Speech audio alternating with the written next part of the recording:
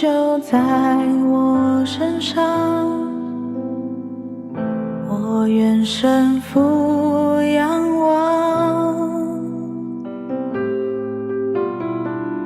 愿你的话成就在我身上，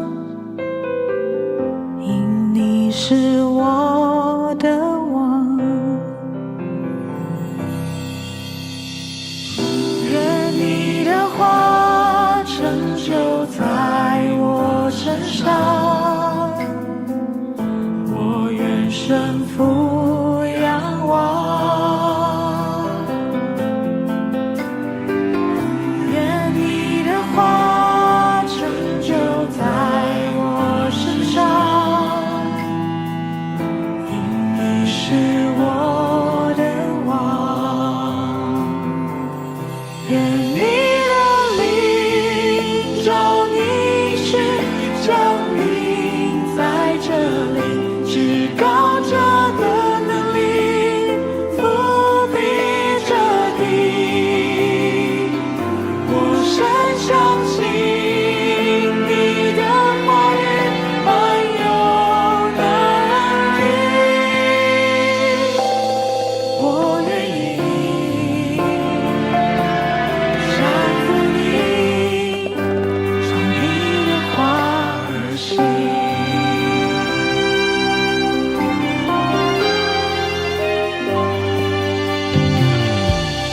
愿你的话成就在我身上，我愿身俯仰望，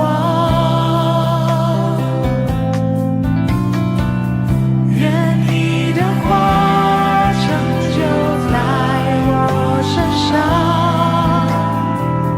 因你是我的王。愿你的灵照你是降临在这里，至高者的能力覆庇着地。我深相信你的话语满有能力，我愿意降服你，照你的话而行。弟兄姐妹平安，感谢主在清晨的时刻，让我们用神的话语来开始新的一天。我们今天要共读的经节是何西阿书第9章1到17节。第9章第1节，以色列人啊，不要狂欢，不要跟异教徒一样庆祝你们的节期。你们已经背离上帝，对他不忠。你们像妓女，甘心把自己卖给巴力，拿五谷当卖身价。但是不久你们就要缺乏五谷和橄榄油，也不再有美酒。以色列人不能再居住在上主留给他们的土地上，他们要回到埃及，要在亚述吃不洁净的食物。第4节，他们再也不能用美酒供奉上主，也不能向他献生祭。他们吃的东西像商家的食物，会使吃的人玷污。他们的食物只能充饥，不能带到上主的殿宇做供物。第5节，那么在指定敬拜上主的节期里，他们能做什么呢？灾难来到，他们到处逃难，但埃及人要集合他们，把他们埋葬在孟培斯。他们的家园，那储藏财宝的地方，将长满荆棘杂草。第7节，惩罚的日子到了，报应的日子到了。这事发生的时候，以色列就知道了。你们说这先知是大傻瓜，这受灵感的人是疯子，你们罪大恶极，才这样憎恨我。上帝已经指派我做他的代言人，叫我警告他的子民以色列。但是我无论到什么地方，他们都要谋害我，像捕鸟一样。在上帝的殿宇中，先知遇到的竟都是敌人。第9节，这些人罪恶滔天，就像他们从前在基比亚时一样，上帝一定会记得他们的罪恶，惩罚他们。上主说，我初次遇见以色列，好像在旷野中发现了葡萄。我首次遇见你们的祖先，好像在无花果树上找到出手的果子。但他们一到比尔山就开始拜巴力，很快就变成跟他们所爱的神明一样可恶。11节，以色列的光荣将像鸟儿一样飞走，在境内，女人不再生育，不再怀胎，不再受孕。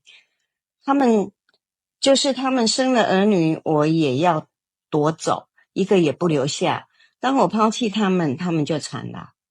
13节，上主啊，我看见以色列的儿女被人追捕杀害，我该怎么样求你待这些人呢？使他们的妇人不能生育，不能哺养吧。上主说，以色列人在吉甲开始一切的恶行，我就在那地方开始憎恨他们。由于他们所做的坏事，我要把他们赶出我的土地。我不再爱他们，因为他们所有的领袖都背叛了我。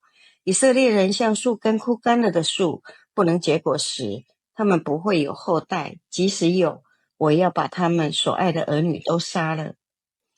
17节，我所侍奉的上帝要弃绝他的子民，因为他们不听从，他们要在列国中流浪。诗篇和西阿书第9章1到17节，它的主题是离开神的喜乐，终究成为忧伤，回转向神才是真正有盼望。在第1节中，一开始就提到以色列人呢，不要狂欢，不要跟异教徒一样庆祝你的节期。为什么不能快乐？因为他们欢喜的原因错了。他们不是因为神是福而感恩，而是把丰收归功于巴力偶像。古代迦南人相信巴力是掌管雨水、农作物和生育的神，因此每逢丰收，他们就在禾场献祭宴乐。以色列人本来应该敬拜耶和华，却把荣耀归给巴力，所以神说不要再欢乐了。在现在的社会中，是不是也是如此？我们有时候会说，今年赚很多钱啊，孩子考上好学校啊，身体很健康。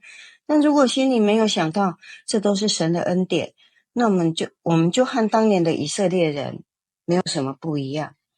在第2节中，神提醒我们，不是今天丰收，明天立刻就没有，而是神如果收回恩典，再大的田地也不能保证一直丰收。我们今天是不是也是这样子？工作也不是一直都很稳定啊，健康也不是永远都存在，真正供应我们的是主的恩典。第3节，以色列人不能再居留在上主提供他们的土地上，这是一个很重要的预言。神曾把迦南地赐给以色列人，如今他们因为犯罪就要被赶出去。后来亚述真的攻陷北国，把百姓掳走。神他不是没有能力保护，而是百姓先离开神。在第4节我们看到他们的祭物不蒙悦纳，为什么呢？不是祭物不好，而是献祭的人心态不对。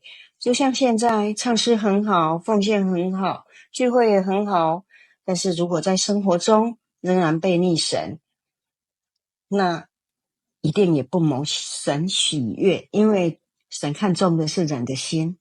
正如撒母耳记15章22节，听命胜于献祭，因为神喜悦的是我们的顺服。在第7节到第9节当中，我们看到人拒绝神的提醒，最后只能承受后果。惩罚的日子到了，不是神忽然生气，而是神忍耐很久。何西阿已经传讲很多年，百姓却仍然不悔改，所以审判来到，神今天很有耐心，一直在等待我们悔改。但是我们若一直拒绝，终究要承担自己的选择。在第7节的后半，百姓说先知是大傻瓜，意思就是不要再讲了。现在的社会也有很多人说圣经太古老了，不要一直讲罪。其实不是神的话没有能力，而是人的心不愿意接受。忠言逆耳，在生活中我们是不是也不愿意听取别人的谏言，只执着在自己的想法呢？在第9节中，神提到基比亚，这是提醒士师记第19章的事件。那时候以色列人犯下的淫乱与暴行，神说如今你们又回到从前犯罪的样子，表示人的罪如果没有真正的悔改，往往会一再的重演。在第10到13节的经文中，我们看见神起初的爱。在第10节，神说，我初次见到以色列，好像在旷野中发现了葡萄，是一件令人惊喜的事情。又说，我首次看见你们的祖先，好像在无花果树上找到初熟的果子。这代表神起初看见以色列是充满喜悦与期待的，就像父母第一次抱孩子一样，内心是充满了爱。但是后来呢，百姓到了比尔山开始拜巴力，这是民数记25章的事件。当时以色列人拜偶像，又与摩押女子行淫，离弃神，因此神降下瘟疫。何西阿再次提醒，你们一直重复祖先的过错，这让我们思考，我们是不是也一直在犯同样的错？我们的心是不是也曾动摇？是不是也有别的偶像，而不是专心仰望我们的神？在第11节中，神说，以色列的光荣将像鸟儿一样飞走。什么是以色列的光荣？包括人口增加、家庭兴旺、国家强盛，如今都要失去，就像鸟飞走，一下子就看不见。人在世界上的荣耀其实很短暂，只有神的爱永不改变。在第14到17节的经文中，我们体认到神的管教带着眼泪。第14节很特别，何西阿竟然祷告使他们的妇人不能生育，不能哺养。很多人读到这里会很惊讶，其实这不是诅咒，而是先知知道，若孩子出生以后仍要经历战争、被掳、死亡，那反而更加痛苦。可以看见何西阿的心非常悲伤，他知道审判已经无法避免。在第15节，神说要把他们赶出我的土地。神不是一时生气，而是他们长久拒绝神。神给了很多机会，以色列人仍然顽固不知悔改。在第17节最后一句，他们要在列国中流浪，这句话后来也应验了。北国以色列被亚述灭亡，百姓四散各地，这让我们体会到神所说的话，无论是祝福还是警告，都一定会成就。今天的经文给我们3个提醒。第一，不要把神的恩典当成理所当然。每一天能够呼吸，有工作可做，家庭平安，这都是神的恩典。我们每天都要学会感恩。第二，不要等到失去才想到神。我们常常在健康时不祷告，失去工作才祷告，平安时也不祷告，遇到困难才来寻求神。神希望我们时时刻刻都与他同行，而不是有需要才来寻求他。第三，神的管教背后仍然有爱。何西阿书让我们看到，即使百姓一再犯罪，神仍然一次一次的呼唤，回来吧。神今天也对我们说，孩子回来我的身边，只要愿意悔改，神仍然愿意赦免接纳，并重新建立我们的生命。何西阿书第9章不是让我们害怕，而是要我们明白，神他既是慈爱的神，也是公义的神。真正的危机不是生活遭遇困难，而是我们的心渐渐远离神。真正的福气也不是拥有多少财富，而是与神保持亲密的关系。先受益，满遭损。愿我们都能谦卑顺服在主的面前，愿我们每天都省察自己，把荣耀归给神，顺服他的话语，在他的爱与恩典中走一生的道路。让我们同心来祷告。亲爱的天父，感谢你今天借着何西阿书提醒我们，求你赦免我们，有时候把心放在金钱、工作与成就上，却忽略了主你对我们的帮助。让我们不只追求你的幸福，更要追求你的真理。借着你圣经、圣灵或身边的人提醒我们时，求主赐给我们一颗谦卑顺服的心，愿意悔改，愿意回转，也求主保守我们的教会、家庭和每一位弟兄姐妹，都能常常与主同行，在任何环境中都依靠你、信靠你，经历主所赐的真正平安与喜乐。愿我们一生忠心跟随你，荣耀主的圣名。孩子这样祷告，是靠主耶稣基督得胜的名求。阿们。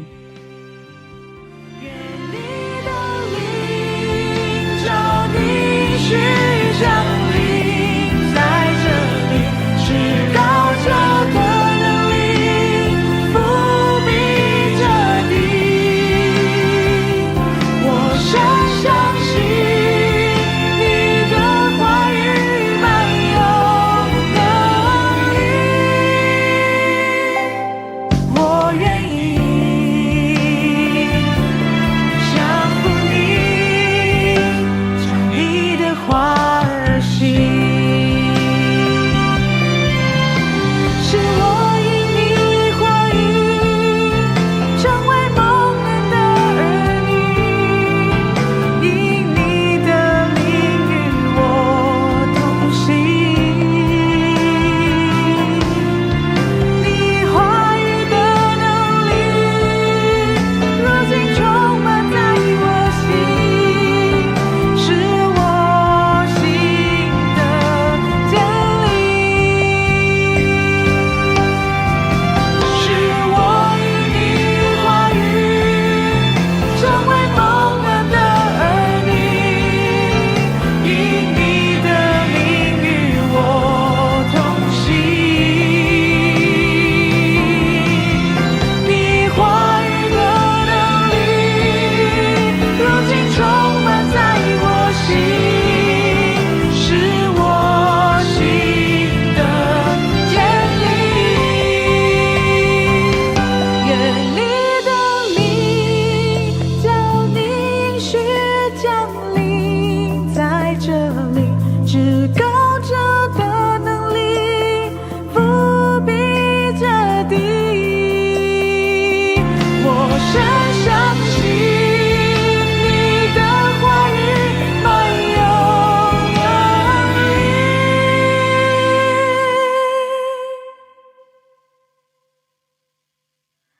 我愿意降服你，我愿意降服你，我愿意降服你，照你的话而行，